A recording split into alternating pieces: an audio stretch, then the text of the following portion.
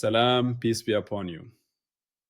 My name is Muhammad Layak Siddiqui, the father of HOLOPHASE, episode 13, part 10.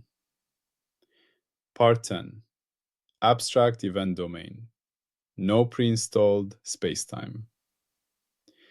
There is one primitive, phi, the holophase, a continuous cyclic order that makes reality readable.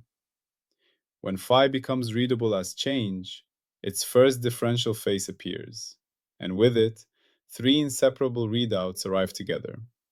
The temporal dimension, omega, omega, the spatial dimension, kappa, kappa, and the kinematic dimension, nu, nu, woven from the first two. Every higher derivative is a finer question about how phi changes, and each one casts these three shadows together. What we call worlds, objects, forces, histories, and minds are stable licensed patterns inside this derivative language. The formal mathematical work behind these ideas can be found on Zenodo by searching holophase. We did not begin from space or time. We did not begin from matter or energy. We began from what makes anything readable at all. Phi was introduced as the primitive. Energy was reframed as tally, not substance. Reality requires licensing and coherence. Claims must carry prediction and falsification. Episode 12 installed the epistemic firewall as the discipline that stops narrative drift. Now we are in episode 13. And episode 13 has two movements that must not be confused. First, undifferentiated phi, the permission layer, what phi is and is not before anything becomes publicly readable as change. Second, differentiated phi, the public layer, where change becomes licensed, where omega and kappa and nu appear as readouts, where topology and tallies become lawful, where persistence and memory become possible under the firewall. The first must come before the second for one simple reason. If we rush to the public layer too early, we will smuggle in the stage we are trying to derive. We will treat shadows as the ground. So we stay inside the permission layer until the permission is earned. Let me paint the whole episode 13 picture in one breath so you always know where you are. The first movement is the quiet work. Stripping away hidden assumptions, learning what phi cannot mean, learning which kinds of claims are even allowed, learning why absolute baselines are silent, and learning what public must be made of. The second movement is the loud work. Once permissions are earned, we let phi become readable as change under licensing, and then omega, kappa, and nu appear together as the first public grammar of a universe. Right now, we are still in that first movement. We are still earning permissions. And we are now focusing on part 10 inside this larger episode 13 arc. So I will say our firewall sentence early, exactly as a contract. If you hear me smuggling space, time, energy, matter, or dynamics as primitives here, treat it as an error. Good. Now part 10 asks a question that is so deep it hides in plain sight. Where does phi live? Not where in the spatial sense. Not where in the sense of coordinates. I mean, what is the domain of phi? What is the kind of thing that phi is a field over? Most people, without noticing, answer too fast. They say, well, it must live on space-time. They say, it must be a function of space and time. They say, first there is a stage, and then there are values on the stage. And that single move, so familiar it feels harmless, is the oldest form of cheating. Because it pre-installs the very thing we are claiming is a readout. So the core claim of part 10 is a refusal, a disciplined refusal. And it sounds like this. Phi's domain is not spacetime. Spacetime is not the container for Phi. Spacetime will be an organization we later recover from Phi, under licensing, as a public way of reading structure. Let me say it again in even simpler words. We do not start with where and when. We start with what can be compared. And only later, after enough structure is certified, do where and when appear as names we give to stable patterns in those comparisons. That is the permission we are trying to earn. And to make that permission feel concrete, I will use one everyday analogy for the entire part. Only one. I will return to it, because repetition is how the mind learns without strain. Here it is. Imagine you're on the Afghan side of the border, not far from the mountains, in a house where an attic exists the way attics do everywhere, as a place where time forgets what it has stored. You find an old wooden box. The wood is dry at the edges, polished by hands that opened it 100 times and then stopped. When you lift the lid, the smell that rises is cedar and dust and something like distant winter. Inside are photographs, hundreds of them, loose, unsorted. No dates written on the back, no locations, no captions. No, this was taken in 1998, and no, this was taken in Kabul, and no, this was taken in spring. Just images. You spread them on the floor. You see a boy running beside the wall. You see a young man on a snowy ridge, his breath visible. You see a wedding in a courtyard. You see an old man by a walnut tree, the bark deeply grooved. You see the same courtyard again, but the wall is repaired differently. You see the walnut tree again, but smaller in one photo and enormous in another. You see a carpet in one photo, and in another photo, you see that same border pattern being made, but you do not yet know it is the same. At first, the box contains no timeline. It contains no map. The box is not a calendar. The box is not a globe. It is simply a set of events, in the most primitive sense. Distinct records, distinct configurations, distinct this is so. And here is the crucial point. Even though the box has no dates, you can still reconstruct a timeline. Not by imposing time from outside, but by reading time from inside. You can notice the walnut tree growing. You can notice faces aging. You can notice buildings changing. You can notice that the child in one photo is the older man in another. You can notice that the same crack in the courtyard wall appears before it is repaired. So you begin to arrange. You do not say, this must be first because the year is printed. No year is printed. You say, this must be earlier because the tree is smaller. You say, this must be later because the face is older. Time is reconstructed from relational clues. The when is read from the what. And you can do the same with where. Not by reading GPS coordinates. There are no coordinates. But by reading relations. The snowy ridge that appears behind the wedding in one photo appears close up in another. The angle of the sun suggests which side of the courtyard faces east.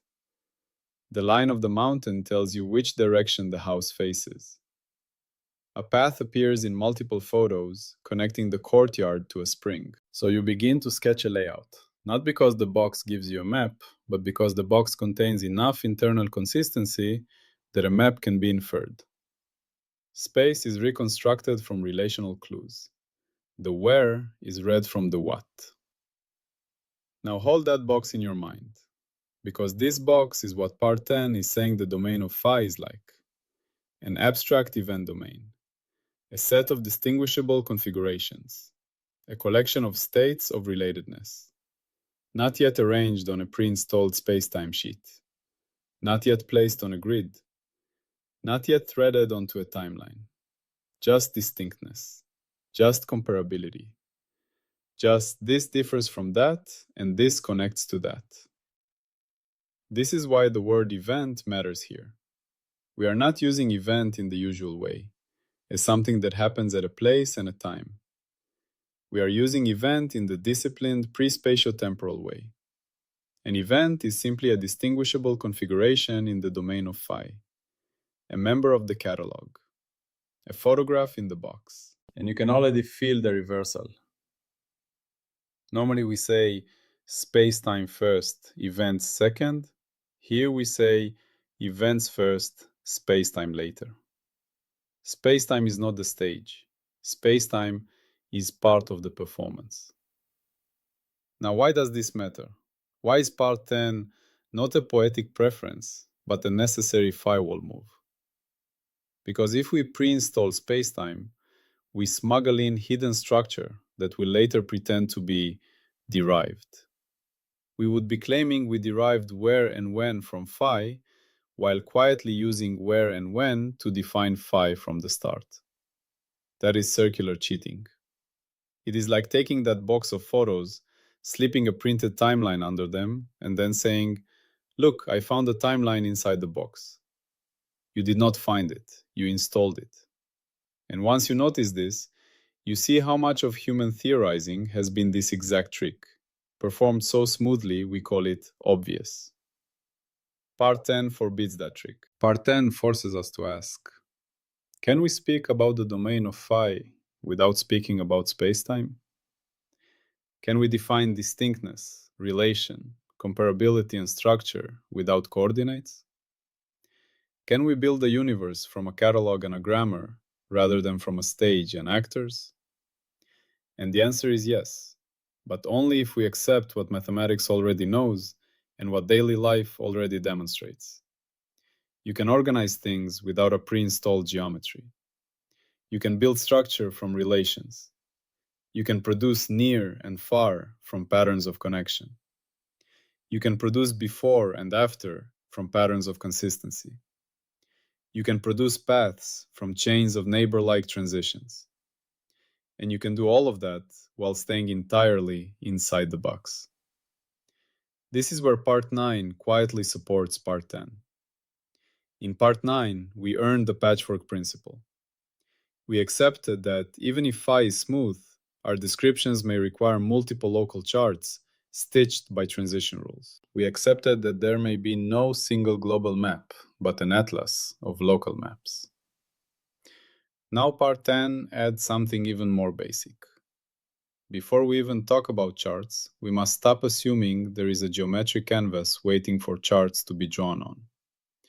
We start from the abstract domain itself, a domain that can host an atlas, not because it is spacetime, but because it is a structured space of possibilities. So let me say the core claim again, cleanly, as the spine of this part. The domain of phi is an abstract event domain, a set of possible phi configurations. This domain has no pre-installed spacetime coordinates. Spacetime emerges later as a public organizational readout of patterns of relation inside this domain, under licensing.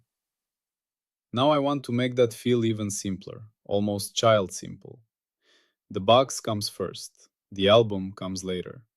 The photos come first, the timeline you write under them comes later. The records are primary, the arrangement is derived. That is Part 10. Now a listener might object, and the objection is honest. But I feel space. But I feel time. I walk, I wait, I remember. How can the most obvious things be not fundamental? And the firewall answer is gentle. Direct feeling is not a certificate of fundamentality. You feel the sun moving, but you learn that your frame can make the sky seem to move. You feel a table solid, but you can learn that solidity is an emergent pattern of constraint, not a primitive substance. The mind is a brilliant interface. It presents you with a stable, usable world. That does not mean the interface elements are ontological primitives. Part 10 does not insult experience. It explains the condition under which experience can be shared.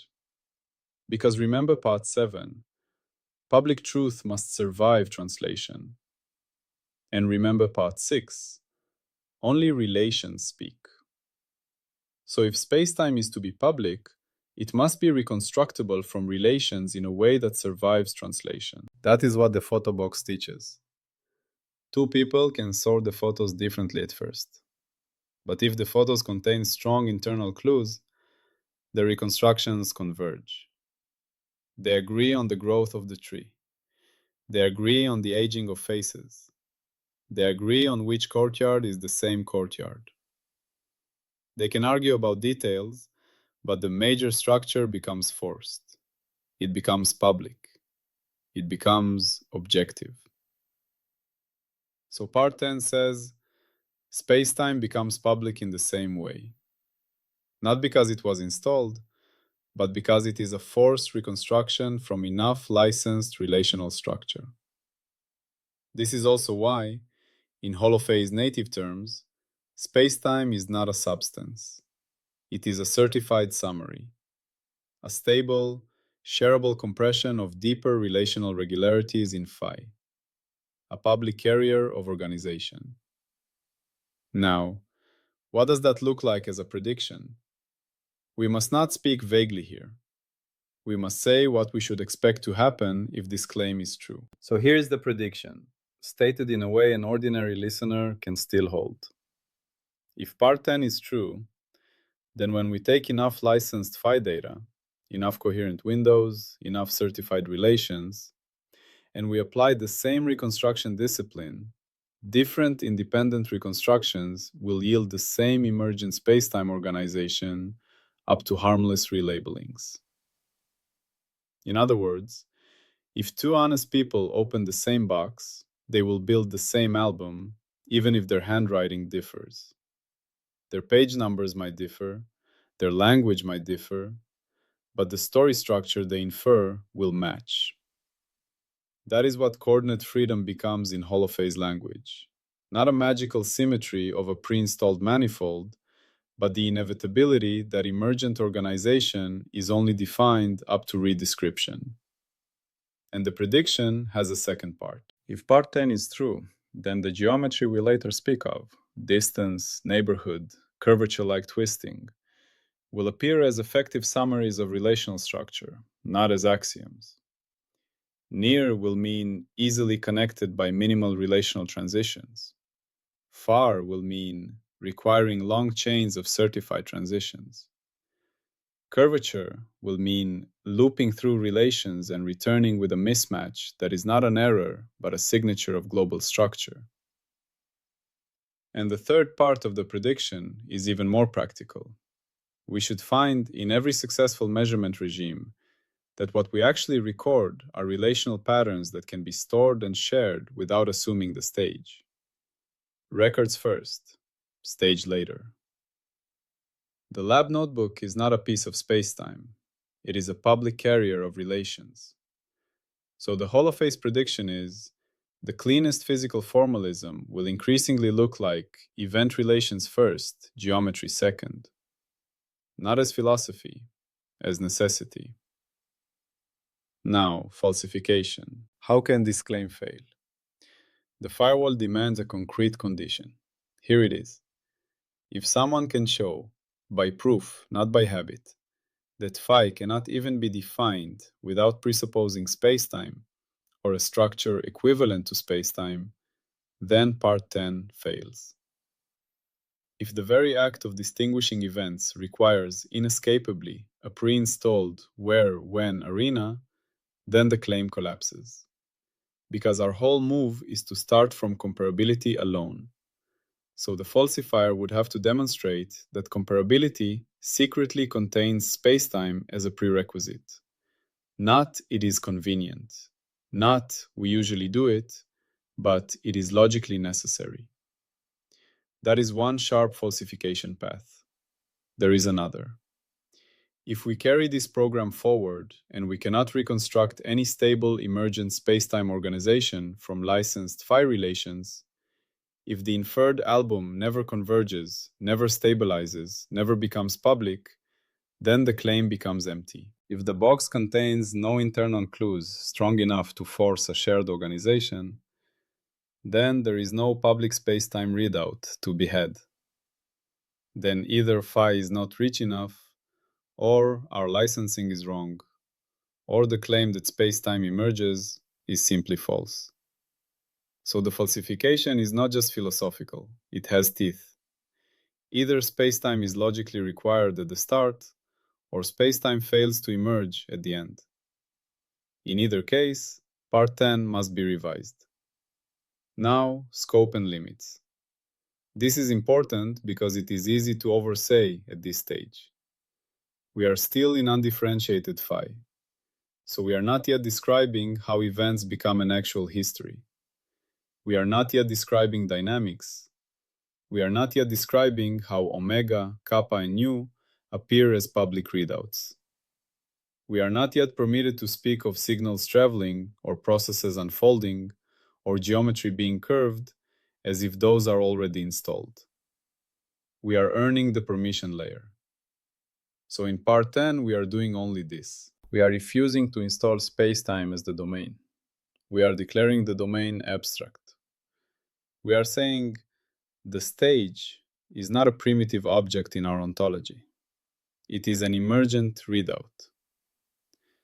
And because we are still in permission mode, we must also keep energy in its proper place. So let me say it plainly, once, so the habit is established. If I mention energy here, it is not a substance flowing in the background. It is a tally we will later derive from license change readouts once omega, kappa, and nu are public and certified. Energy is bookkeeping of pattern, not a primitive cause. And in Part 10, energy does no explanatory work. Good. Now I want to return to the photo box, because the box is not just an illustration. It is a discipline. When you first open the box, you are tempted to ask, where did this happen? And when did this happen? And you feel uneasy without answers. That uneasiness is exactly the pressure that makes people smuggle in spacetime. They cannot tolerate the pre-stage silence. But the correct move is to pause and notice something. Even without where and when, you can still do real work. You can still do truth work. You can still identify sameness across photos. You can still identify change. You can still identify constraint. You can still identify pattern. And you can even identify impossibility. If one photo shows the walnut tree burned to a stump, and the later photo shows it taller and healthy with no sign of regrowth, you suspect a misorder. The box itself restricts how it can be organized. It has internal laws. Not because someone wrote dates on the back, but because the content has structure. That is the model. Phi's event domain is not formless. It is structured. The structure is what makes reconstruction possible. The structure is what makes a public world possible. So Part 10 is, in a strange way, one of the most optimistic parts, because it says we do not need to begin with a stage to get a stage.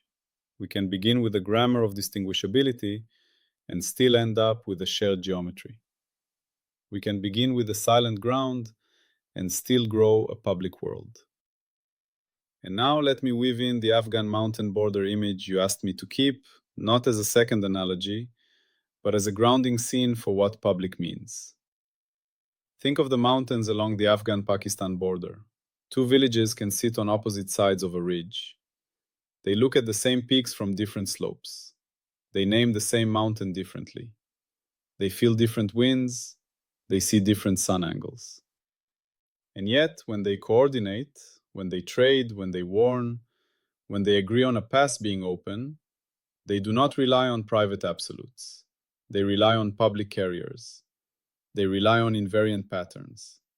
And they rely on reconstruction from shared evidence, not on a cosmic label stamped by the universe. That is what we are doing here with spacetime. We are saying the villages do not begin with a single universal map printed in the sky. They infer a shared map from constraints that survive translation. Likewise, observers do not begin with spacetime as a given. They infer spacetime as a shared organizational scheme from certified phi relations. Now the listener carry. Near the end of each part, I give you one sentence you can keep. Here it is. Spacetime isn't the stage. It's a shared way of organizing the record. Hold that.